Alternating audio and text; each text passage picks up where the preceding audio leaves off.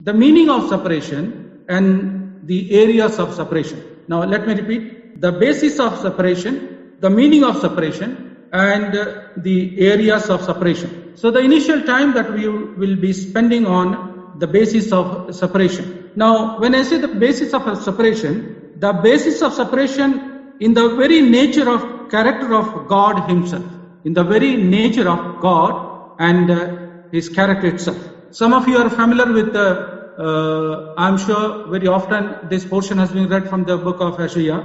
The seraphim Isaiah saw in his vision were overawed by one attribute of the Lord, and holy, holy, holy is the Lord of hosts, which we read in Isaiah 6:3. God is absolutely separate from all that is morally unclean. Thus, is studying the doctrine of a separation. We must begin with the God and God himself, and we must ever keep before our minds. We have to keep that in our minds, the fact of the awesome holiness and his separateness. So the God's holiness and God's separateness is something that, beloved, that we have to keep always in our mind as we progress in this study of separation. We must not forget very often that we read, and it has been mentioned also very often in the assemblies too, that we read from 1 Peter 1:16, for ye holy, for I am holy. For you be holy as I am holy. I'm reading a different versions. Now there are two meanings in the, let's look at that in the two meanings in the two different languages. One that we can able to see in a Hebrew word holy is mentioned Kadesh. And the Greek word for the holy is mentioned Hagios. So the holy word in Hebrew is a Kadesh, and the Greek word for the holy is Hagios. Both have got a same meaning, the basic meaning, and the root meaning of this, namely we can say set apart or separated. Is a set apart, or we can say separated. Even followed by that we can say the word sanctify is a translation of these same Hebrew and Greek. So when we translate that maybe in English, we can able to say that the word sanctify comes from the same meaning of these two the language words that we have mentioned. And it carries the root meaning as well. Literally that means the angels have been chanting, separated, separated, separated is the Lord of hosts. This is what we could able to understand. So that means this is something we can relate that into the holiness of God, and how majestic and how the moral purity that that he is from. Now from this we can able to understand God is absolutely separate from all that is earthly or created. Let me repeat that. God is absolutely separate from all that is earthly or created. This is a holiness of divine majesty. So when we say that in the divine majesty of God is absolutely separate from all that is earthly or created. There are some references to support this. I would request to open your Bible along with me, and then if we could able to read a few portions which can able to support the statement which I have just said. God is absolutely separate from all that is earthly or the created one. So that is the holiness of divine majesty. So let's read Psalm 99, and we'll read the first three verses. Psalm 99, and let's read first three verses. May I request if any brother could able to unmute your mic, and then can you read that out, please? Yes, brother. Psalm 99, the Lord reigneth, let the people tremble. He sitteth between the cherubims, let the earth be moved.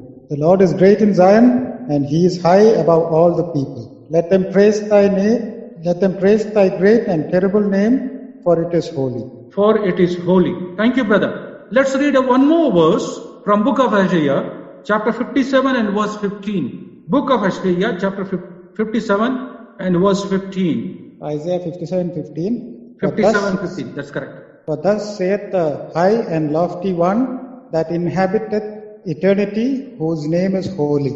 I dwell in the high and holy place with him. Also that is of a contrite and humble spirit, to revive the spirit of the humble and to revive the heart of the contrite ones. So here we have in both the red portion, the holiness of His divine majesty is something we could able to see. Now this we can compare with also the reference which I mentioned from the book of Isaiah, chapter 6. Let's read first two verses from chapter 6, verses 1 and 2 of book of Isaiah. In the year the king Uzziah died, I saw also the Lord sitting upon a throne high and lifted up, and his train filled the temple. Above it stood the seraphims. Each one had 6 wings. With twain he covered his face, and with twain he covered his feet, and with twain he did fly.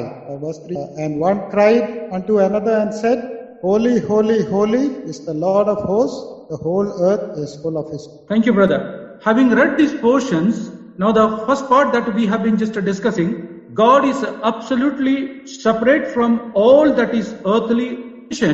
To this is the holiness of divine majesty. Now let's look at another, the attribute of that very holy God, that is that very God, the moral purity. God is absolutely separate from all that is morally unclean. Let me repeat that again. God is absolutely separate from all that is morally unclean. So this is the holiness of moral purity. The first part we have seen, the holiness of divine majesty. Now here we are seeing the holiness of moral purity. That is another the great attribute of our God. Now to support this, may I request a couple of verses that we could able to also read through. Again, we'll come back to the same Psalm which we read in 99, but this time the verses number 4 and 5 that we are going to read. Psalm 99 verses 4 and 9. Psalm 99 verses 4 and 5. Verses 5. The king's strength also loveth judgment. Thou dost establish equity. Thou executest judgment and righteousness in Jacob. Exalt ye the Lord our God, and worship at His footstool, for He is holy. Also, brother, one more verse from Psalm 24 and 3. Psalm 24 and 3. Psalm 24, 3. Yes. Who shall ascend into the hill of the Lord? Or who shall stand in His holy place? 3 and 4 also. Sorry, brother. 4. Yeah. Verse 4. He that hath clean hands and a clean heart, who hath not lifted up his soul unto vanity, nor sworn deceitfully. So here we also have the verse 4. He who has a clean hands and a pure heart, who has not lifted up his soul to an idol, nor sworn deceitfully. Now this again we can compare with we'll come back to that book of Isaiah chapter 6 and verse 5. Let's read that verse as well. Isaiah chapter 6 and verse 5. Isaiah 6:5. Then said I, Woe is me, for I am undone, because I am a man of unclean lips, and I dwell in the midst of a people of unclean lips. For mine eyes have seen the King, the Lord of hosts. So this is the confirmation. This gives you a basis to confirm that God is absolutely separate from all that is morally unclean, and that is actually the holiness of the moral purity. So please, beloved, we could able to establish here the two major points, that the holiness of divine majesty and the holiness of moral purity. Now these are the basis on which that our God is completely different from the way or what has been created by Him. So there is incomparable as far as God's attributes or characters are concerned. Now let's look at now the other area. So therefore, studying of the doctrine of separation, we always have to we have to begin with always God Himself, and we must ever keep before our minds the fact of His awesome holiness and His separateness. So beloved, we must remember that His awesome holiness and the separateness, which even our lips not even insufficient to describe the greatness of it. All that we could able to just to follow what we have just read from the book of Peter, that 1 Peter chapter 1 and verse 16, be ye holy, for I am holy. So therefore, the holiness of God or the separation, the doctrine of separation, must remember that we have to begin with God Himself. Alright, now let's look at, we as the believers who are who we are, where we stand with regard to the separation are concerned. Now, so far we have seen that everything begins from God, and the basis that we have seen by supporting a couple of verses. Now, we as a believers, who we are, is there a separation within us? How did God has separated us from others?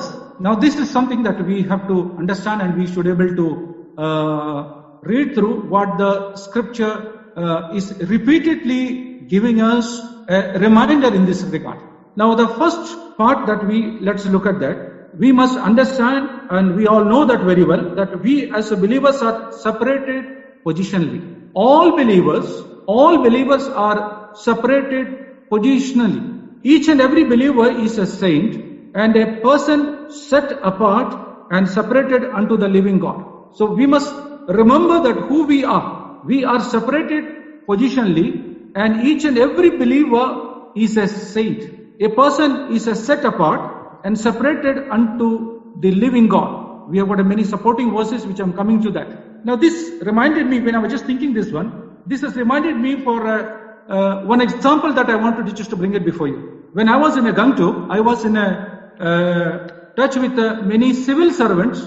They happen to be our customers. Very often I have been interacting with them, and in fact I also had a job while I was working with IT company as a trainer to train these officials. And during the course of my interaction, very often I used to ask, some of you are IAS, some of you are IFS and so on. And what they mentioned to me, that is something which made me to think that how the position which the government of India has given to them, on the gradual basis or gradual manner that, how normally they execute it. The moment the civil service examinations and the interview results are published, immediately the label on them, it comes as a IPS or IFS or IAS. Now remember, they only have passed the respective examinations, and that is enough for them to be labeled themselves as a IAS or IPS. But they do not know what the field is waiting for, what kind of challenges are ahead of them, how they are going to execute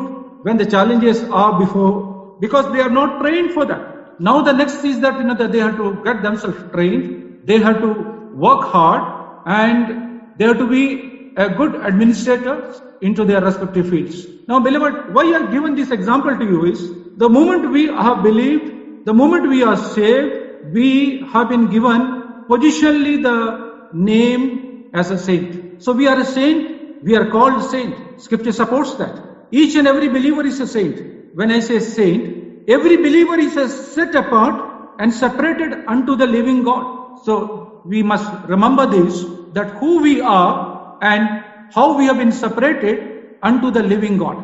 Now let's read one or two verses just to support this.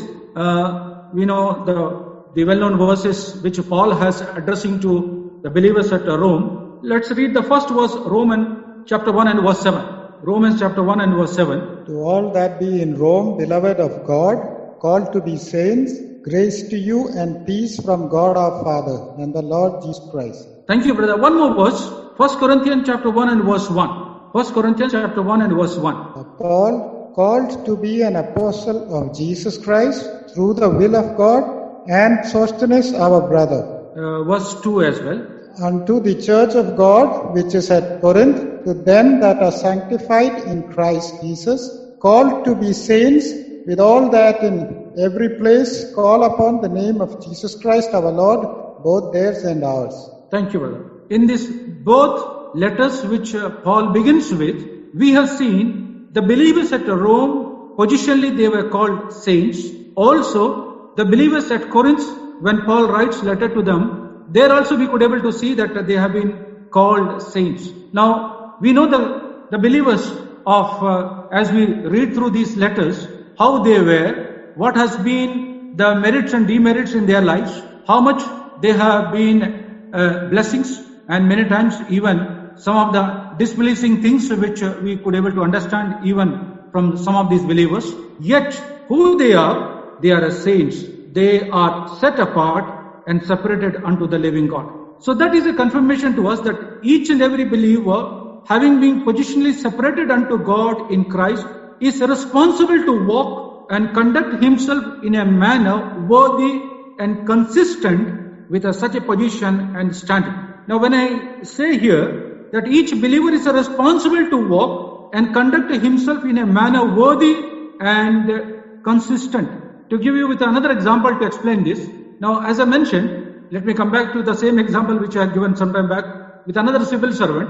Now we have here in this small country, Bahrain, Indian ambassador. He has passed out with his IFS examinations. Many places, many embassies, he might have been holding a smaller or medium level of positions. And finally, after acquiring sufficient experiences, that government of India has placed him here as an ambassador. Now, as an ambassador of in the Republic of India, a great country, if his conduct and his walk is not up to the mark, then definitely he is a shame as far as the country of India is concerned. Now, as an ambassador, his dignity, his conduct, his walk, all that should carry the uttermost interest of the government of India, and what a country like India demands from him, that as an ambassador, that how he should be conducting himself among his diplomatic corps. Now, this is one example I have just given to understand that this is how the God has called and separated us. When we are positionally separated unto God in Christ, we are responsible to walk and conduct ourselves in a manner worthy, and that too, that consistency is something has to be seen all through. There are few verses which let's support to this thought which I have just brought before you. 1 Peter 1 and 15. We have read this before. Let's once again take this verse. 1 Peter chapter 1 and verse 15. A part of this already we are touched. Yeah.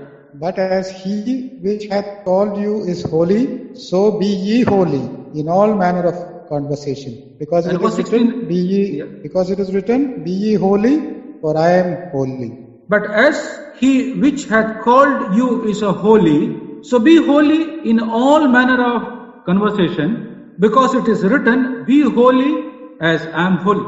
Now we have a standing command here that the basis for our holiness or our conduct or the statuses which we have been called, that how that ought to be. One more verse to furthermore to support that. 1 Thessalonians chapter 4 and verse 3. 1 Thessalonians chapter 4 and verse 3 and 4. Two verses together. For this is the will of God, even your sanctification, that ye should abstain from fornication, that every one of you should know how to possess his vessel in sanctification and honor. For this is the will of God, even your sanctification. The Heavenly Father's the desire to each and every children is that we have read here. The will of God, even your sanctification, that you should abstain from fornication, even any kind of a immorality, any kind of a sin of this extent, that is not acceptable. And that every one of you should know how to possess his vessel in sanctification and honor. So we as a child of God, we as a children of God, individually as every child of God should be able to understand how to possess his vessel, how that we ought to conduct ourselves individually and of course collectively as well as an assembly, vessel in sanctification and in honor. One more verse and then we'll move from there. Romans 6:19. Let's read one more verse to support this. Romans 6 and 19. 6:19. I speak after the manner of men because of the infirmity of your flesh. For as ye have yielded your members servants to uncleanness and to iniquity, unto iniquity, even so now yield your members servants to righteousness unto holiness. Now here we have seen, because of the infirmity of your flesh, for you have yielded your members servants to uncleanness, to iniquity, unto iniquity.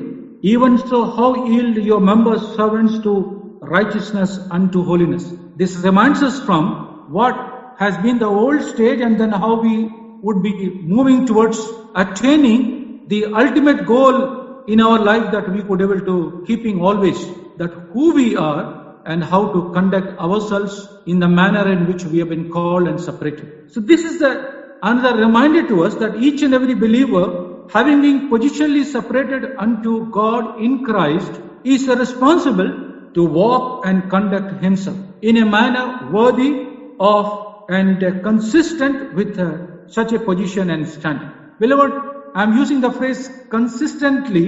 It is not that sometime someone is good, then he has changed, then he is something different. No, this is not our Christian journey is altogether. Our Lord Jesus Christ, we know in Hebrews we read that yesterday, today and forever he is the same. Now, that is a standard which has been set before. So that is a reminder to us that the consistency should be seen in us. Whatever may be the reason, whatever may be that the hindrances or obstacles might have come in our Christian journey, but must remember that who we are and how that we ought to be responsible in our walk, which is worthy himself, and we need to conduct ourselves. There are 3 verses which also in the book of Timothy that supports the same. Let me read that for you. 2 Timothy 2:21. 2 Timothy 2:21. If you can read look into your Bible. Therefore, if anyone cleanses himself from the letter, he will be a vessel for honor, sanctified and useful for the master, prepared for every good work. Also, one more verse from the Hebrews 12 and 14. Pursue peace with all people and holiness, without which no one will see the Lord. Now, these verses, again a reminder to us that therefore if anyone cleanses himself from the letter, he will be a vessel for honor. It is a God's desire that we have seen before, that what has been just mentioned when the Paul writes to the Thessalonian believers, that how we ought to be in likeness with the God the Father. So beloved, all these are the basis that we must be able to understand. The verses which we have read, the doctrine of separation is based on ultimately this begins everything from God himself, and we must ever keep before our minds the fact of the awesome holiness and his separateness. Now that is a standard. So that means we have been a Lord has set a standard before us. That is a standard to which we have been called. We have been called, we have been separated. And we have also seen that who we are in the sight of God and what has been expected from us. I know that it is a gradual process. It doesn't happen overnight. I agree with you. The day you got saved, immediately someone's conduct or some of the habits which has not been removed, it may not happen perhaps, but we must remember that what is the standard into which we have been called and separated. So the first part that we have seen in this study, the basis of separation is something, it always begins, it must begin with the God himself, and that is something which we would be relating in his character and in his attributes. Now the second one which we are going to see, I know that we have got a little more time which before us, another 10-15 minutes that we are going to see the second aspect of it, and then we move forward from there.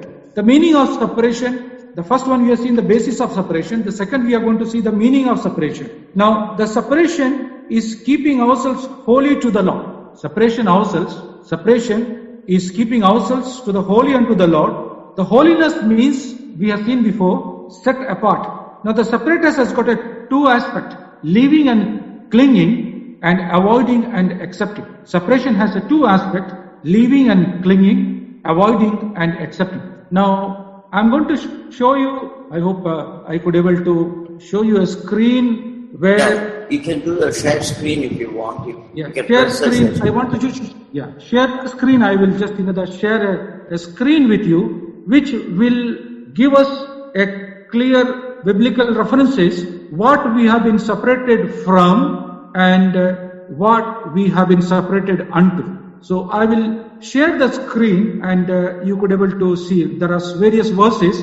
There are so many verses which we could able to relate with this 2 biblical separation in 2-fold: separation from and separation unto. Let me try try if I could able to share a screen from the PowerPoint. You have to go to share screen and then go to PowerPoint and click it. You have to identify in your window first the share screen. That's a desktop. Share screen. Then go to that. I'm getting a message. Host disabled. Host has been. I have disabled it. No, okay, I'll allow you. Yeah, okay, I'll just see. Multiple can share. Okay, I have allowed it now. Just see. Okay. All right, brother. Okay.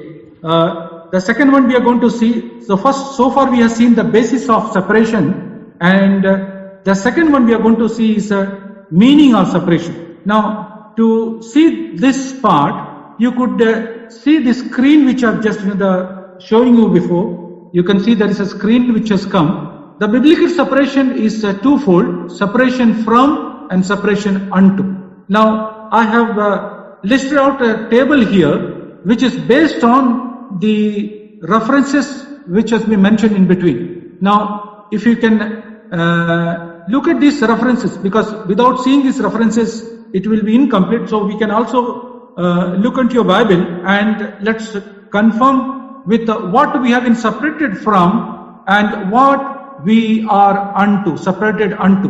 Now let's look at the Colossians 1:3. Beloved, let's look at the Colossians 1:3. Who hath delivered us? I have taken only that the key part from here, but the full verses, I'm sure the moment you open this reference, you could able to see. Who hath delivered us from the power of darkness and separated unto, hath translated us into the kingdom of his dear Son. Now, beloved, you see here, who hath delivered us from the power of darkness. Now, the power of darkness into these clutches that once upon we were, and having separated and for the Lord, hath translated us. In other words, that transformed us into the kingdom, into the kingdom of his dear Son. Now, the second verse, 1 Thessalonians 4:7, as you could see, God hath not called us unto uncleanness, but unto holiness. You see, you can able to see from this table, separated from and separated unto. 2 Corinthians 6:17 and 18, wherefore come out from among men. You see, again, from this group, come out among them, and be ye separate, saith the Lord, and touch not the unclean things. Separated from and separated unto, and I will receive you, and will be a father unto you, and ye shall be my sons and my daughters, saith the Lord Almighty. Separated. When you look at that, what God has been speaking in the life of children of Israel, another reference I have shown there, Leviticus 20 and 26.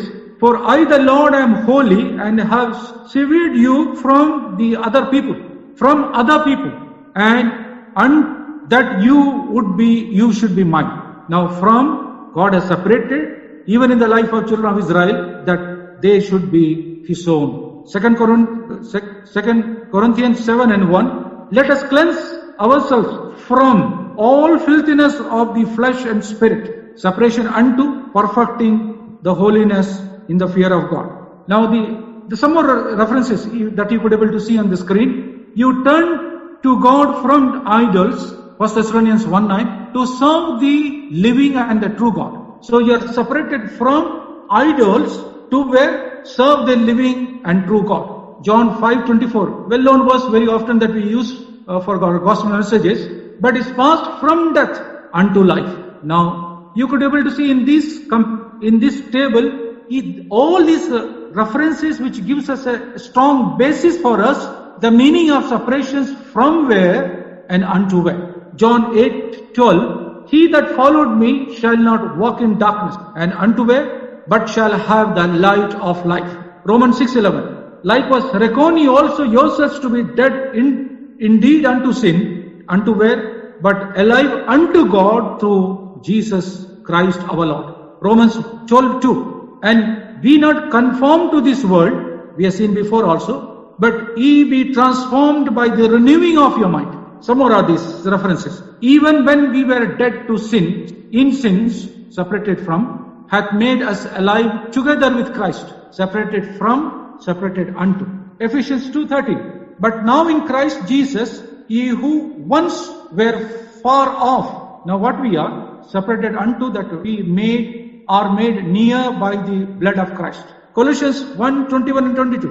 And you that were once alienated and enemies in your mind by wicked works, that is separated from, and yet now hath he reconciled in the body of his flesh through death, to present you holy and unblameable, unreprovable in his sight. Separated from, separated unto. 1 Peter 2:24. That we being dead to sins, separated unto, should alive unto righteousness. Unto him that loved us and washed us from our sins in his own blood. Revelation 5:5 and 6. And hath made us a king and priest unto God and his Father. Now, these are the verses which gives us a confirmation that meaning of separation, that clearly we could able to identify and understand the separation from and separation unto. So, beloved, every believer must know that from where we have been separated from and where we are separated unto. Now, as you have seen from all these verses one by one, I have just listed out only about the 10 verses only, but these are the verses are sufficient enough to confirm us that separation, from where the separation and where unto the separation. Of course, each verses that as we study, we could able to see a deeper meaning of it, but I'm just giving you only the outline of it to understand that who we are and what we have been made unto. Beloved, when we study these subjects, it gives us an immense joy that what we were once upon a time, unworthy people like us, unmerited people, but what a joy for today for unworthy people, unmerited at any time. But what we have made in the sight of God is unspeakable. This is what God's desire and love for. When I just speak all these, when I just mention all these verses before you, beloved, now there are many things that we should able to. These are the few things which I just compiled it to understand that we were a people never deserved for many things, but we praise God that who we are today. Many times we know that we are a children of God. We are in a fellowship with some local assemblies. Having said all that is fine, but are we limiting only that much, or we are something more than that? Let this be our prayer in the coming days, that as we are studying this part, this portion,